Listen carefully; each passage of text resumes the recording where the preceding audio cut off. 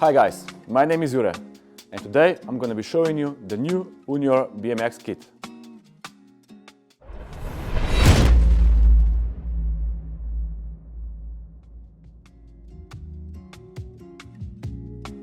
You are already familiar with our home kit, and for the BMX kit we're using the same case. In this case we have 3 different sets of tools: upper foam tray, middle one, and there's one more below.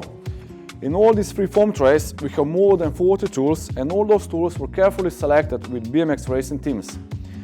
With all these tools you could do basically any sort of repair on any BMX bike. So you have all the chain tools, you have all sorts of different wrenches, pedal wrench, you have the hammer tool, you have cable cutters. Lastly, but quite importantly, we have included also the torque wrench, the click torque wrench, to safely tighten all the bolts on your bike and have a safe ride. This kit is one of a kind and it's a great choice for any BMX rider. Thanks for watching and see you next time.